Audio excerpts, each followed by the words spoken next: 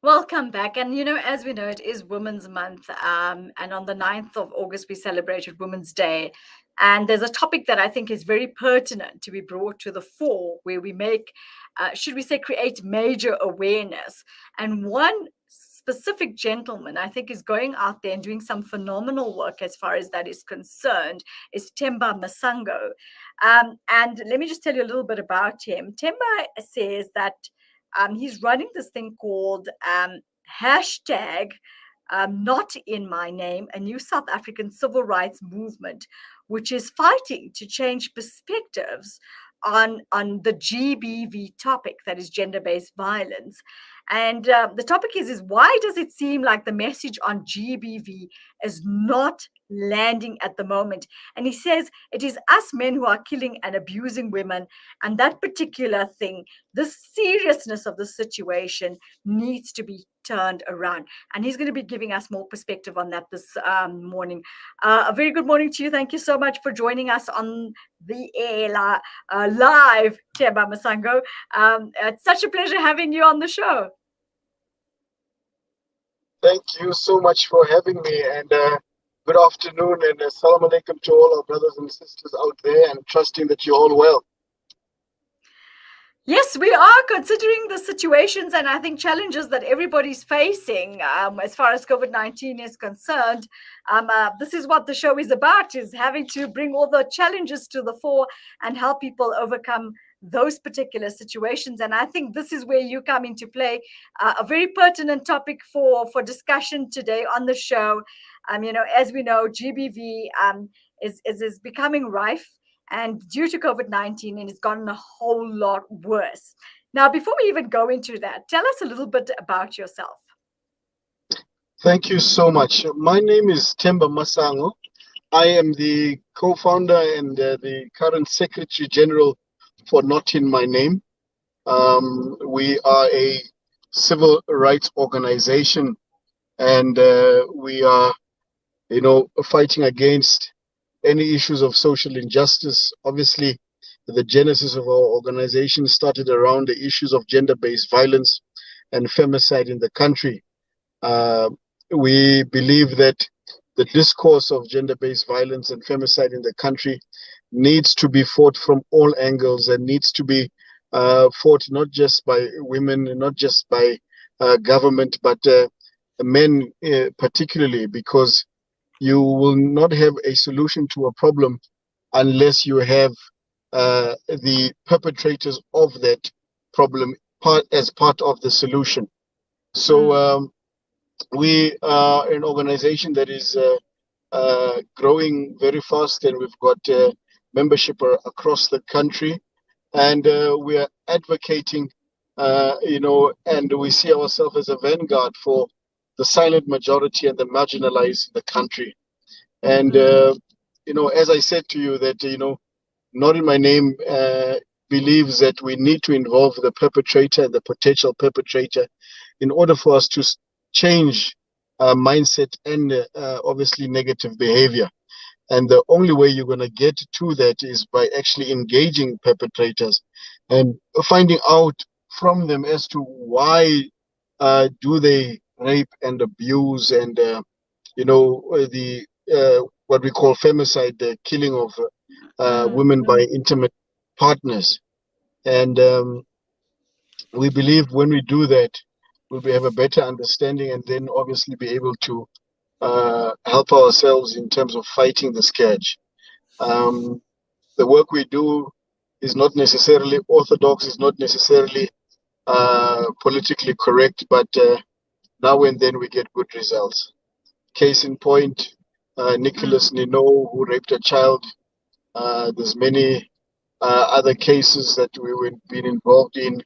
You'll probably know about the musician Ata Mafokate, who beat up his wife and was in court, and we won that case.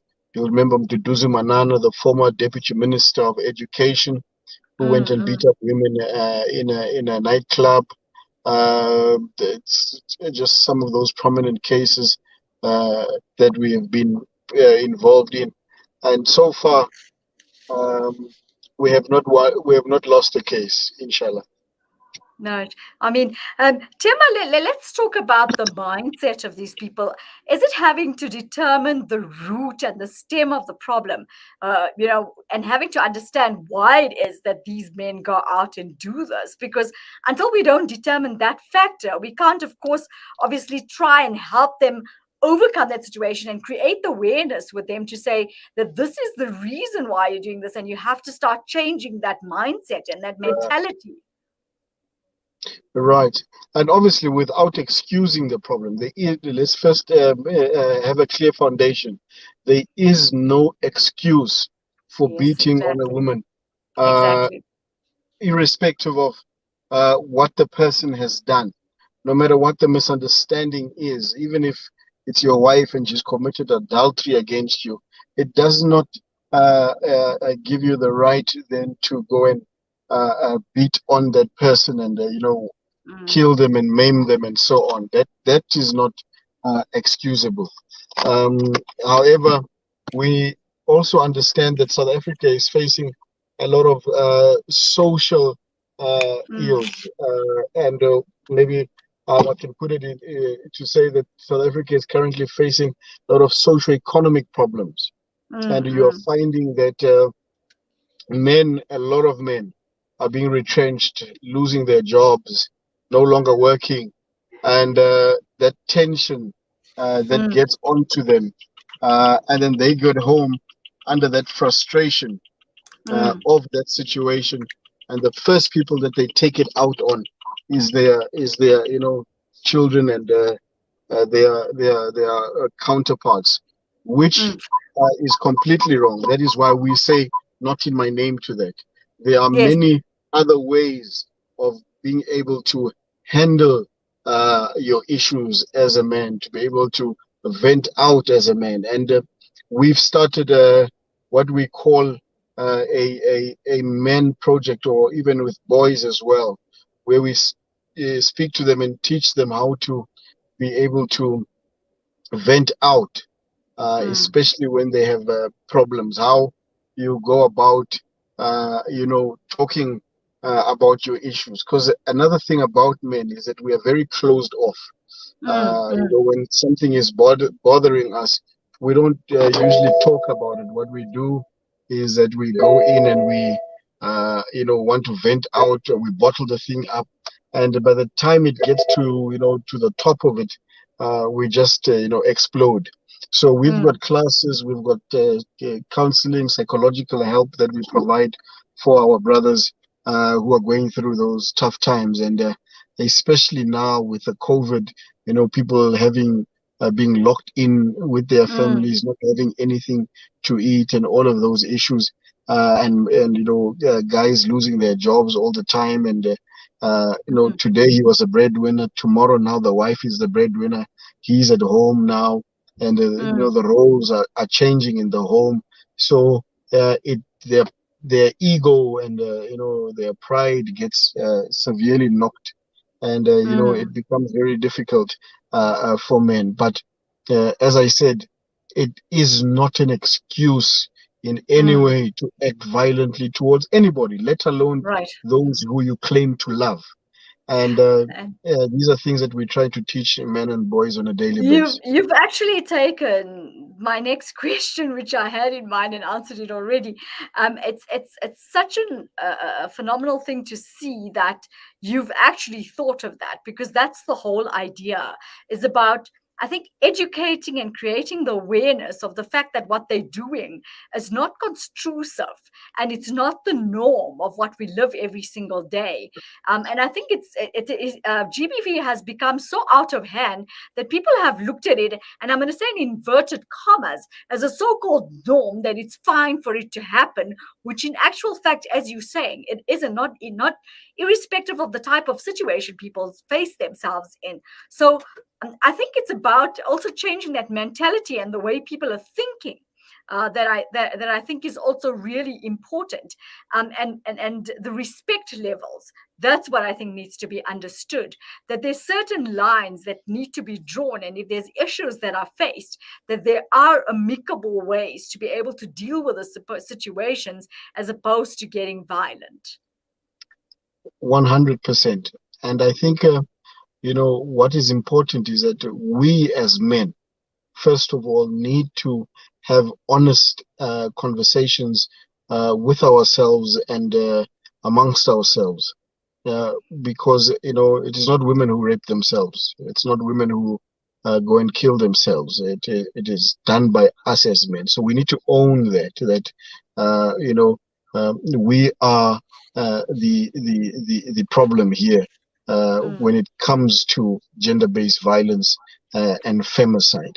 And really honestly have that conversation, not to be defensive about it and so on. Men. Themba, are you still there? Okay, we're going to go for a quick ad break. We'll be back with Themba in a second.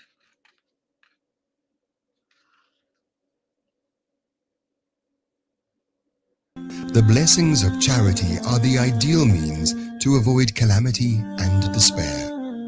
The Al-Imdad Foundation gives you the opportunity to sponsor a share in a borehole in South Africa for just 1,000 Rand and provide what the Holy Prophet, peace be upon him, called the best form of charity. Donate online at alimdad.com or call 0861 786 243 for more information. Looking to get your kick? Kiki's have now reopened on 235 Matthews Maiwa Road in Durban. Head on over for the Taste with Kick. We offer something scrumptious for everyone in the family. Wraps, chicken tikka, burgers, tender grills, mocktails, milkshakes, and so much more. Corporate and events catering available. Visit our social media pages for more info or call 031 209 0119. Kiki's, the Taste with Kick. The two major dams for Eastern Cape's biggest metro, Nelson Mandela Bay, are running dry with no major rain forecast. The city of Port Elizabeth facing an unprecedented water crisis, home to an estimated 1.3 million people. The Al-Fida Foundation needs your support to deliver water to impoverished areas. Support our water drive and help us raise monies for water delivery vehicles to ensure water distribution in areas of critical need. Donate your lilla to the Al-Fida Foundation. Visit our website at www.alfida.co.za or contact us at 041 484 1288. Discover the Africa of your dreams and surround yourself with her spectacular beauty. Relax beneath her serene sunsets and explore wildlife at its natural best. It's where the pride of Africa comes together. The Kwantu Private Game Reserve. Get to know the Big Five or cruise on an elephant safari game drive. Interact with lion and tiger cubs and enjoy world-class halal cuisine while we pamper you during your 5-star stay. Indulge in the true African experience. For reservations, call now on 042-203-1400 or visit kwantu.co.za. The Kwantu Private Game Reserve, the place of gathering. From the townships of South Africa, the refugee camps in Syria, or orphanages in Yemen, the eyes of the needy speak volumes with just one glare. We know what it's like to be at ground zero, with food essentials, clothing and blankets, fresh water portal trucks, and even on-site navigators. We use every cent to better their tomorrow. Become part of our journey to bring relief to all. Go to www.ashrafulaid.org or call us on 011-809-8181. Ashraful Aid, under the auspices of Maulana Suhail Wadi.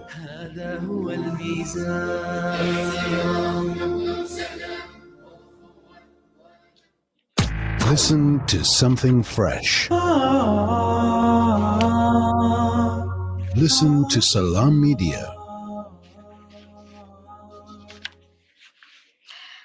Welcome back, and I am in conversation with Themba Masango, and we're talking about why is GBV not lending, and I mean on a very serious level. Welcome back to the show, Themba.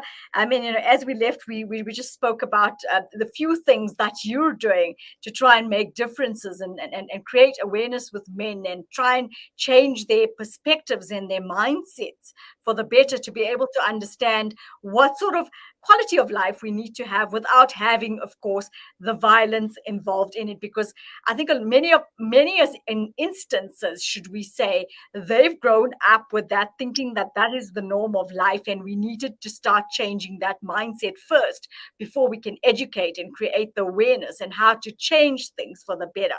But when you read stories like the one of Sandile Mokoena, Sandile Mansu, and then the story of course, the Mtabeni family, what has happened. And it's a really heart-wrenching stories where men have gone through serious levels to actually achieve what they so-called want, and in their, should we say, eyes, as their justice for something that a woman has done incorrectly. What would you say, besides the awareness that you're creating?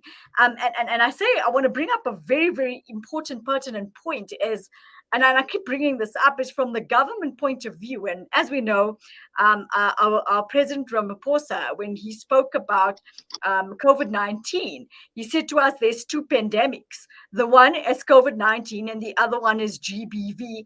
And something seriously needs to be done about that. Because as we know, and as you're saying yourself, through the COVID-19 period, the amount of GBV instances and cases have increased, should we say, 1,000-fold, not even 100-fold. So what is it that we need to do from a public perspective and from organizations like yourselves to go to the government level as well and say, well, you've brought light, you've shed light on this matter and said how serious it is, you've called it a pandemic, but what have we done thus far to create those differences, to create better lives for women and for men out there? Because as we know, GBV is not only something that women face. 100%, and it's a very pertinent question and a point you raised there, as to what has been done. I don't know if you'll remember last year, the president had the whole GBV council, and Yes. he placed 1 billion rand towards the problem. However, as you're rightfully saying, stats keep showing that the pandemic of gender-based violence and femicide keeps rising. So it tells us one very important thing, that throwing money at the problem is not actually going to give a solution to the problem. And sitting in lofty offices, and it's nicely air-conned, and having conferences all the time and talking about what must be done is not actually going to do anything. What must happen is actual groundwork on the ground. Yes. We need a And situation where I think you've taken those words out of my mouth, because what I was going to say is, instead of taking that 1 billion, as you're saying, it's serving no purpose at this point in time. Let's get blatant and honest here. Is give it to organizations like yourself and say, here's the money, go out there, create the awareness, go from township to township, from town to town, from suburb to suburb, and make Thank people you. understand that their mindsets, as far as this particular subject is concerned, needs to change. And of course, And- create those support structures for those that are in the situation themselves, because many are women that I know of at this point in time are having to run away from home to find those safe havens, which don't even exist. There's very few out there that are giving people a place to go to. A lot of the women have absolutely nowhere to go. And inevitably, what's happening is they're finding themselves really stuck in the situation where they just have to literally deal with the GBV anyway. Nafisa, I couldn't have said it better. 100%. The issue here is not about the money, because look, and I think let's also be more blatant and more honest here. From that 1 billion, we want to actually write to the government and actually ask for an audited account as to what actually happened to that 1 billion. Because I tell you now, most of that money you're going to find out has not even reached some of the organizations that they claim to have reached. Two, it's very strange and weird that why does government not actually work with organizations that are actually doing the actual work on the ground, visiting places like pubs and shisanyamas and these car washes and clubs and so on that people go to all the time, and then where we engage men. I mean, we run programs, for example, on Thursday nights and Fridays, where we actually go into clubs and pubs to go and assist and have talks with men, which are open, blatant talks. Like in Hammanskraal, we've got a place called Mavuso Place, where they actually, women go in there and men go in there, and it's basically, you go and buy a woman for the night and so on, and a lot of violence happens there and so on. So I mean, we run such programs, and I can tell you now, we've never received 1 cent in funding from the so-called government that is trying to fight this pandemic. But what has happened is that a lot of conferences have been had, a lot of in lofty places like Sandton, where they sit and talk about what needs to happen. A lot of plans get drawn up, beautiful plans, things that are good, but what is actually happening on the ground? Do we go and challenge the men at the shisanyamas and talk to them, the uncles in the corners that young men are looking up to, who are actually abusers? Do we do those things? No. It's done by organizations that hardly have funding, and they're actually getting the work done. And then what happens is that some of these people go and take that glory for themselves. There's a lot of things that are happening behind the scenes that if I had to expose right now, I'd probably be shot in the next day or so. Because, so let's not go that route. Let's look at a solution going forward. And I have a suggestion. Maybe based, I know you're not just one of the people that are totally against GBV.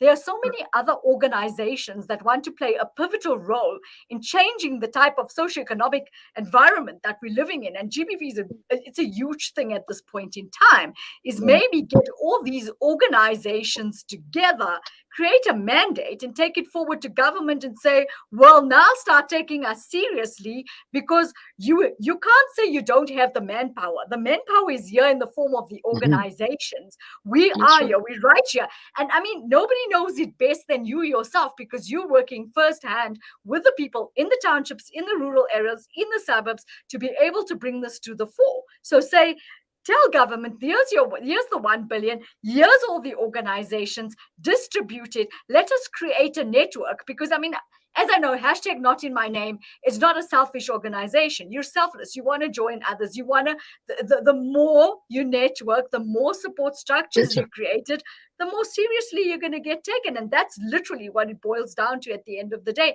And I think maybe that might work, to be able to get government to dig deeper and say, listen, what we're doing is, as you were saying, is we're doing the talk, but we're not doing the action. 100%. And what you're saying is exactly what we've been in the process of doing. I can actually show you a letter that I wrote to the presidency. It's now almost 6 months ago, and it hasn't had a response yet, to say that we cannot work in silos. If you want to actually win this fight, you've got to involve everybody, and those who actually have the expertise and the lived experience to be able to assist you do the work. But I can tell you now, it's been closed in, and a situation where nothing has been happening. So it makes it really, really, really difficult for us to. But we soldier on, and we are doing getting some networks with others around, and doing our best to make sure that we can get to the to a winning stride. And it's not easy, especially if the organization is just funded by its own members and so on, but we're doing our best. Yes, there are other GBV organizations, and I'm hoping from my team and myself that we could, maybe put a list together for you, so that you can create that network, that support structure with each other, and say, here it is. We're going to be joining forces. There was another phenomenal young lady we spoke to a while ago, and she wanted to take a mandate to Parliament with regard to GBV, and she was very young. I mean, she's just, I think, matriculated. So I think there are options and ways to look at the solution to get people to take you seriously and say, now's the time to not find the solution, but put it into action. Right. And that will be so greatly appreciated. And I think it's the best way to move forward. That we do it with every other like-minded people and do our best to get to the bottom of it. Most definitely. What message would you like to leave us with today? I'd basically like to say to men and women, we are living in a very difficult time right now. With COVID-19 and obviously gender-based violence. I'm requesting specifically to men as well, guys. Let's think before we act, and let us make sure that we, love not only with our words but with our actions. And to my sisters, if love is painful and is abusive, then it's not love. Get out of there. Yes, and I want to commend you from a male point of view, to have actually defined your purpose, and taken it to a level where you start creating the awareness and the education. And our blessings and prayers are with you to work on such a phenomenal, should we say, serious, pertinent subject, that we're hoping that you attain your goals in some way, and you definitely have my support. Thank you so much. Appreciate it. And pray for us. most definitely. So thank you so much for joining us. That was Themba Masango, and giving us some insight into, of course, why is GBV not landing? Let's ask ourselves those questions and what it is that we can do to start creating those solutions to move ourselves forward and get out of those types of situations. We'll be back with you in a sec.